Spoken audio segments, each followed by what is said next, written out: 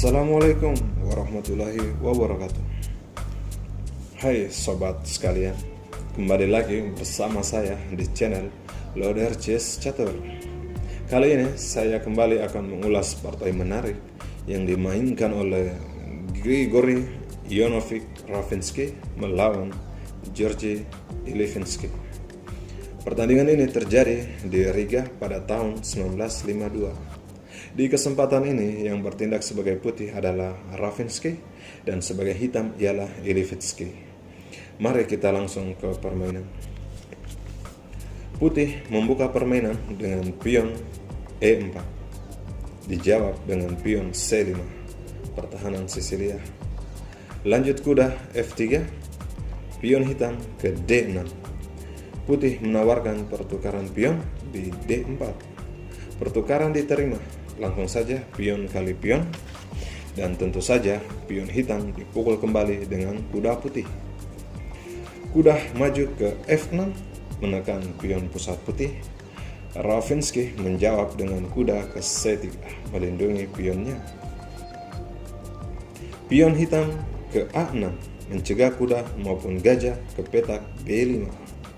Putih memainkan pion pada sayap raja, yaitu pion maju ke F4. Langsung saja pion hitam ke E5 menawarkan pertukaran pion sekaligus menyerang kuda putih. Rafinsky menjawab dengan kuda ke F3. Menteri hitam ke petak C7. Gajah putih maju ke petak D3 sekaligus menyediakan jalur raja untuk rokade pendek. Hitam gajah ke E7 dengan ide yang sama, rokade pendek tentunya. Putih rokade pendek, hitam juga sama, rokade pendek. Menteri putih ke E1 mencoba mencari jalan keluar untuk menggempur sayap pertahanan raja hitam. Ilivinsky pion ke B5. Dijawab dengan pion putih ke A3. Hitam kuda ke D7. Putih pion F4 memukul pion hitam, dan sudah tentu pion hitam kali pion putih kembali. Rafinsky kuda ke H4. Gajah gelap hitam mundur ke D8. Raja ke H1. Kuda hitam ke C5 menawarkan pertukaran kuda. Dijawab dengan gajah gelap putih ke G5. Gajah terang hitam ke E6. Lanjut putih, kuda bergeser ke F5. Dan Ilivinsky kuda ke H5. Putih langkah cantik menteri ke H4 mengancam kuda hitam. Sebenarnya langkah terbaik bagi hitam ialah pion maju ke G6 melindungi kuda. Namun di sini Ilivinsky melarikan kuda ke F4. Dan tahukah kalian, di sini Rafinsky melakukan langkah yang tak terduga, yaitu pengorbanan kuda memukul pion G7. Raja hitam tentu menerima pengorbanan kuda hitam. Langkah selanjutnya dari Rafinsky yaitu pertukaran kualitas perwiranya. Benteng memukul kuda. Lagi-lagi di sini Ilivinsky menerima pengorbanan benteng. Menteri putih ke H6 skak. Raja tentu mundur ke G8. Langkah cantik dari putih selanjutnya adalah gajah ke F6.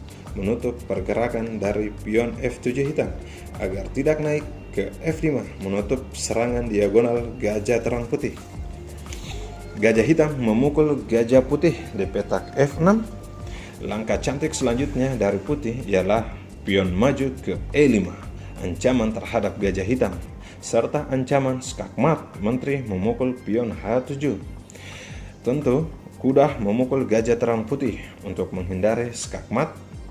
Namun, pion putih memukul gajah hitam, ancaman skakmat lagi, menteri putih ke petak G7.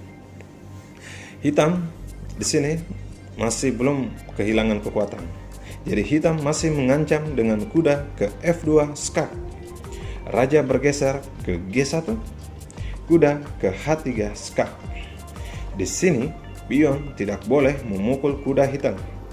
Coba kita analisa. Apabila jika pion memukul kuda, menteri hitam ke C5 skak. Raja tidak boleh ke H1 karena gajah ke D5, maka itu skakmat. Jadi raja harus ke F1. Gajah putih ke C4 skak. Jalan terbaik bagi putih ialah kuda menutup skak. Gajah kali kuda skak. Raja kali gajah. Benteng F ke E8 skak.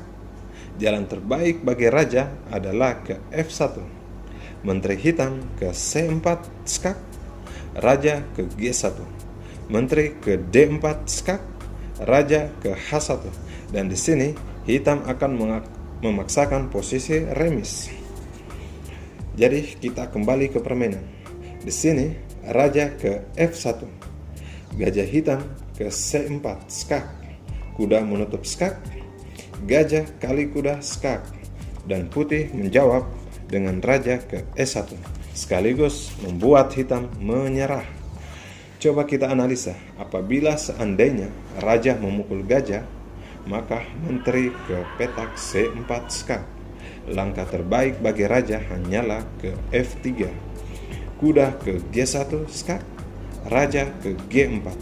Pion maju ke F3 skak. Raja ke G3. Kuda ke E2 skak.